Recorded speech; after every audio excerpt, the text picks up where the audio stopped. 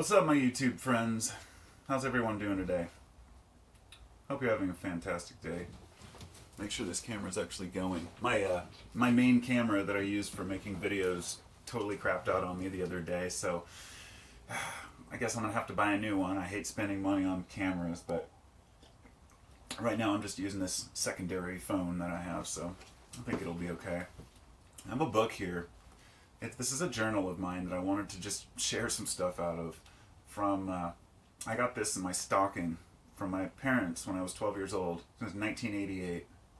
And at least the first entries are in 1988, so I assume as much. And about once a year or so, I come across it. I pull it out and start writing in it. And about once a year, I kind of document a quick synopsis of my thoughts and what's happened in the previous year. And right now, I've had this for exactly 30 years. And I just finished, what is it? Whoa. Till the Morning Comes and Broke Down Palace. See, there's random stuff on some pages in here, but for the oh, look at that. What was that? I just saw something cool. Huh? It's a cannabis leaf between the pages. Must have been from one of my first gardens. But anyhow, before I sit and ramble too much, the reason I'm making this video is because I wanted to talk for a moment about the shit we go through in life. Life can be rough. Life can be hard. We deal with a lot of hard times. And what inspired me to discuss this is in my feed this morning on my YouTube videos, there was one from Swim's. Well, Swim is Psyched Substance's other channel, and I'm sure a lot of you know who Psyched Substance is. Everyone has varying opinions on him, and yeah, some people think he's pretentious, or I'm not going to go into the details. My feeling on YouTubers is that I know that sometimes I may cringe when I watch videos from certain people, but if other ones move me and inspire me, then I never let that define who they are. In other words, there's some people out there who say, oh, this person put out a video that I don't agree with or I don't like, so I'm unsubscribing. Well, screw them, you know. Everybody has different opinions. And out of 3,000 videos, I'm sure that every one of my subscribers has something that they disagree with in a specific my point of view or one of my videos. And that's what I welcome. That's what I'm here to do. As far as I enjoy getting the feedback. I'm totally cool with negative feedback too. But really, that's kind of along the lines of what I wanted to talk about. The video that Psyched Substance did this morning was about hard times. And I guess during the making and the editing the video, he had something else crop up that was bad, where he said, you know, he was tested. Here you are making a video saying, gotta look at things positive. And then something happens where you have to actually live it, you know, where you have to continue. I mean, sometimes things just pile up on us to the point where there's nothing we can do about it. And it seems like we're just lost. And this is what leads people to, well, I'm not going to get into the details. We all know that suicide is a very serious issue. And we also all know that depression and anxiety are big issues. And it's funny, I've actually asked, I had a, you know, I've had a lot of people ask me how to cope with anxiety, and it's like, I cannot give a definition of how to cope with anxiety because it's such a difficult thing. I've had to step back and look at my own situation in life and say, am I stressed out? Sometimes I don't even know. And so I may not get the butterflies in my stomach. I may have conquered that part of it, but what does that tell me? Nothing. I'm still going through stressful times, and I'll say, you know, the thing that he mentioned in that video was how, you know, so many people are surprised when he says he has problems, you know, and I've had people say things to me like, oh, your life must be great, you know, it must be wonderful. It is, but because I make it that way. Nothing is given to me. Nothing's ever been just given or handed to me, nor have I had an easy way out. I've had my own problems. I've had, you know, thought problems. I've had, you know, depressive episodes when I was younger. I've had severe anxiety in my early 30s, where I couldn't, you know, I was trying to find a job. I finally got licensed as a carpenter and started my own business, and I was doing well, and then my back gives out. I have sciatica, and I'm laid out for a year. I can't do anything. And that was about when I started my herb business, because I was like, I have to do something that I don't have to physically, you know, work at. Even doing this bus out here, as I've been remodeling this, it's a slow process, and I wake up with pains, and You know, it's I'm only 42, but you know, my body has been through some construction. So what I want to really get into here is the idea that things aren't always what they seem. You know, these fucking sirens always, every single time I decide to make a video, there's some. It just brings me back to when I first started my channel and how I'd go outside, I'd sit down to a quiet spot, and I'd start making a video, and all of a sudden, all these fucking sirens would start going. It's look, I'm an intense person, you know, and when I make my videos, people, you know, catch on to the fact that, of course, I'm probably, you know, some folks say, hey, you know, oh man, I'd love to hang out with you. I'm like, dude, you'd fucking hate me within a couple days if you really got to know me. I don't mean hate me, really, but that you'd find something about me you didn't like, because everyone has something that you don't like about them, and there's something about each person that I don't like too. I've learned to incorporate what I've learned about human psychology and myself to try to get a better feel for other people and not just judge and not just assume that a certain person, you know, hasn't been through the same hard times that I have. You know, so back to the positivity. As much as I see positivity in the world, and I try to look at every situation for what it is and say, oh, it's a test, I do that because it's healthier for me, not because I really see things as all grand. I mean, we're thrown here on this planet, we're given this consciousness that we develop, and all of a sudden realize, what am I doing here? What am I supposed to be doing with my time? Is it good enough? Am I putting forth enough effort into the things that I'm doing to where I feel satisfactory, like I'm, you know, should I expect more of myself? And among that, it's worse, because the more intelligent a person is, or the more a person has behind them, the more other people expect them to be something great, you know? So, for example, a millionaire who's doing nothing with his money for good, you know, may be frowned upon or judged by others. But a poor person can use that as an excuse by saying, well, I'm poor, I live check to check, and you identify with that. Because I grew up poor, and I've always been pretty poor. You know, I mean, I have enough money to survive, and I can, and I'm grateful to have what I have, and that's what I mean about positivity. You have to look at what you do have, not what you don't have. You have to look at how bad it could be. You know, I've got my arms, I've got my legs, I've got my sight, you know, I've got my hearing, but I also have all the, you know, all kinds of problems. I've got tooth issues that I need to fix. I've got, you know, body pains that come from, you know, doing construction or my knees or my back, but I don't gripe about that because it's just not, but it doesn't mean that we can't gripe about it. There are times when it's okay to sit and just feel sorry for ourselves, but we have to let it go. You know, we have to let it go. Life is too precious to waste, you know, whining about things. So that's why the side that we share online, or the side that we see through other people on online, movies, media, whatever it might be, there are people who do nothing but gripe and whine, but for the most part, most people, I think, really try to show their positive side because they want to inspire other people, you know. But I guess this is not really relevant to the book that I was going to say. I just thought I'd read a couple passages from back in 80, 88, 89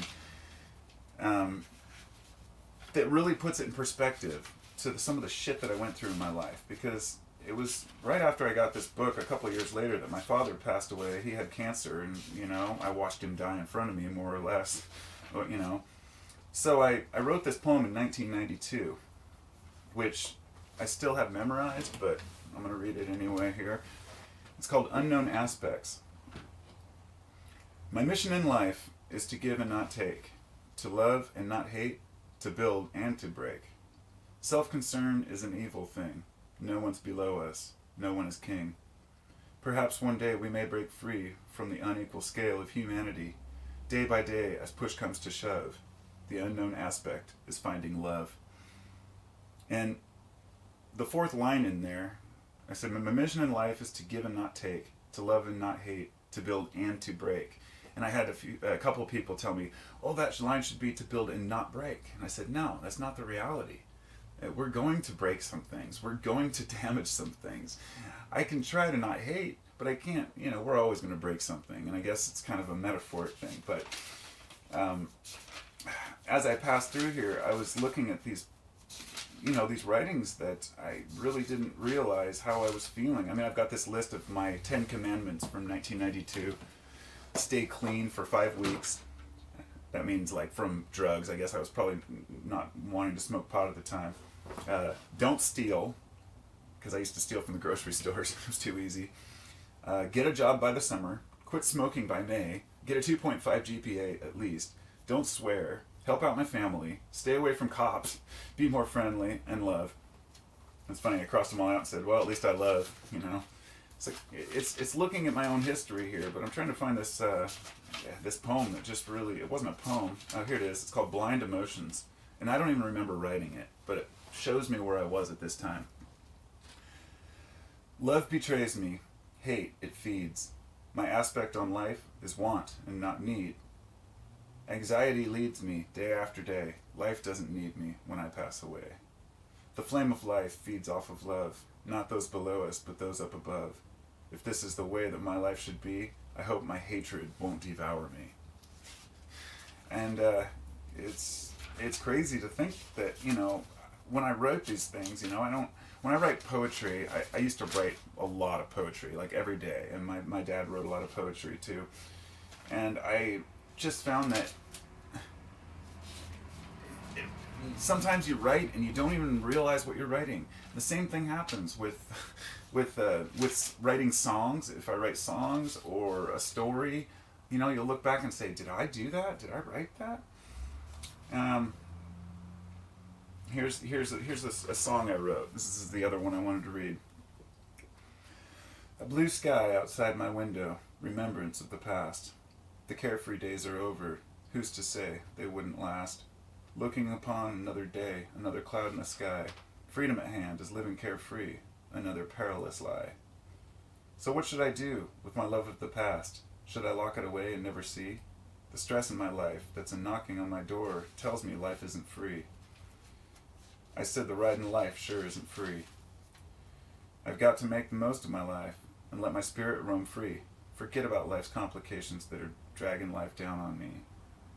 Life is here and over, so you've got to be the best while you're here. Forget about yesterday. Tomorrow's life is near. So there is a little bit of positivity in there, and it goes on and all these different... After that, it really starts becoming more of journal entries about my life and what's happened in the previous years. And what time? Wow, it's been 12 minutes already.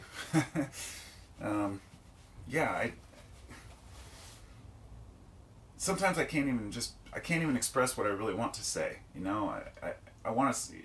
I hear people that just say, think positive and live your life and take charge and take life by the horns.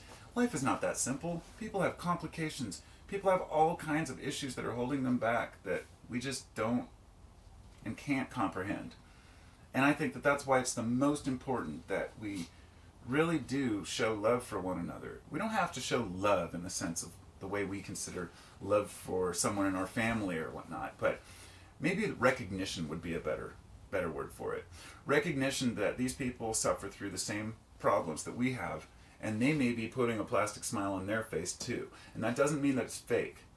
If a person says, a person's just acting like things are all good, but they're not, that's okay. That's what we do. That's how we cope. If you sit there and think that things are always bad and that's how they're always going to be, that's how you're going to feel. And so it's really difficult to talk to someone who will come over on a sunny day and say, oh, yeah, it's going to rain soon for sure. Those are the type of people I really try to avoid in my life, but at the same time realize they need me as much as I don't need them.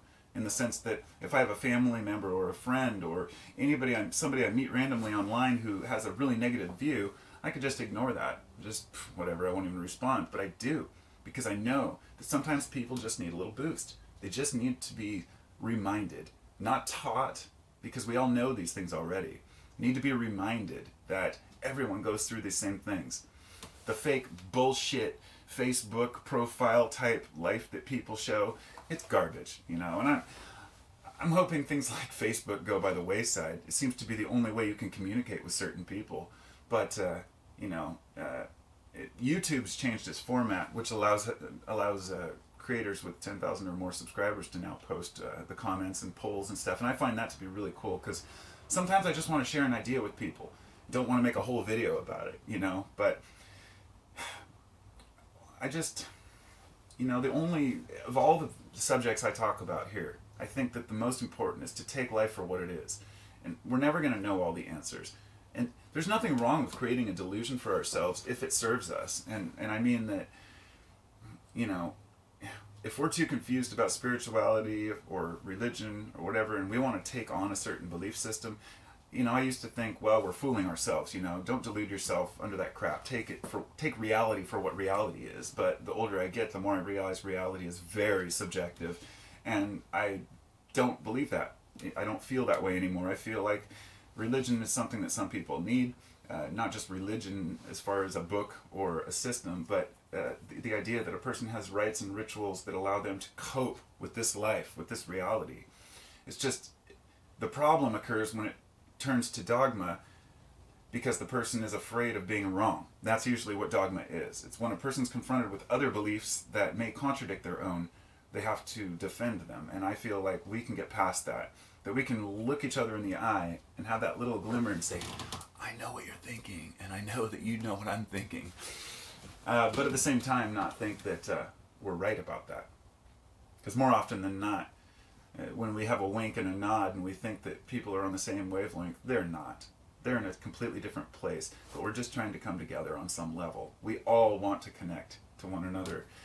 And as long as we're stressed out and depressed and anxious, that's very difficult. So I guess the main synopsis here, message I would like to say is, people, it's okay to be depressed, it's okay to be anxious, but it's the most important to realize that everyone else has these same things and that coping mechanisms are all we have. It's not that some people just have no problems. It just doesn't happen. That's not reality. Everyone has problems. And some people have simple problems to you, but to them it's very complicated because it's all in perspective. If no one, for example, if you'd grown up and you'd seen a lot of death and you'd lost loved ones when you were young, you may think that would destroy a person. And it can harm a person, but it can also make them a lot stronger. And in the future, they've learned to cope with these things. Whereas a sheltered person who, like I've had friends who've never faced any deaths in their family, and then something happens and they're utterly devastated because they're unprepared for it. So we're constantly immersed in these little little tests of our will and tests of our character and how we cope with that, and how we deal with that is really what defines us. But it's important to remember that it's not about defining ourselves for other people to see as much as it is to really know in our hearts that we're doing the best for us as we can. So peace and love, and talk to y'all later. Have a wonderful day. I hope y'all are doing well, and I'll talk to you soon.